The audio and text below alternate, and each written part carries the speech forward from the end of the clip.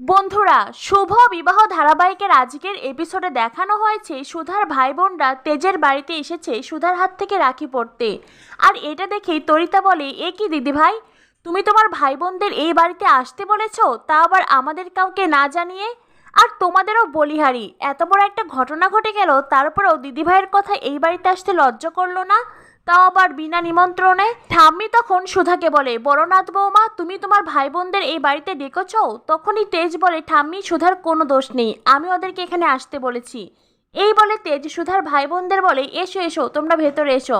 ঠাম্মি বলেন, দাদু ভাই, তুমি জানতে না আমি বড়নাথ বউকে কি শাস্তি দিয়েছি আর কেন শাস্তি দিয়েছি?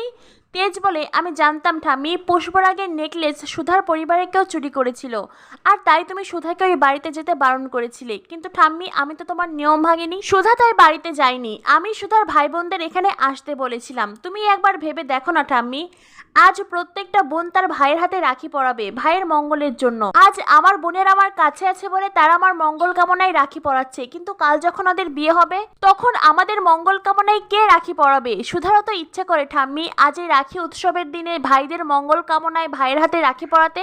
তখনই জ্যোৎস্না তেজকে বলে, বাবা ভাই, এতকাল পর তোর বউকে দেখে বুঝি তোর চোখ খুললো? কই, এতকাল তো মা মেজমা সকলেই তার ভাইদের রাখি পরায়নি, কই তখন তো তোর একবারও মনে হয়নি? তারা তো নিয়ম পালন করেছে, তাহলে তোর বউয়ের বেলায় কেন নিয়মটা ভাঙা হবে?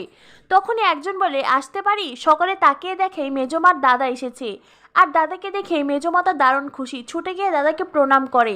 তখনই মেজমার দাদা বলে, হঠাৎ করে বাবা অসুস্থ হয়ে যাওয়ায় আমি চেন্নাই গিয়েছিলাম রে বাবাকে নিয়ে, তাই তোকে কদিন খাবার পাঠাতে পারিনি, তুই আমাকে ক্ষমা করে দিস। মেজমা বলে, আমার কোনো সমস্যা হয়নি দাদা। ঠাম্মি তখন মনে মনে ভাবতে থাকে, তার মানে মেজ বৌমার বাপের বাড়ি থেকে খাবার আসেনি। এরপরে দেখা যায় একটা পার্সেল আসে, আর সেটা পাঠিয়েছে তেজের মামা। তেজের মামা রাখি উৎসবে আসতে পারবে না বলেই তেজের মায়ের জন্য একটা চিঠি আর উপহার পাঠিয়েছে, সেটা দেখে খুব খুশি।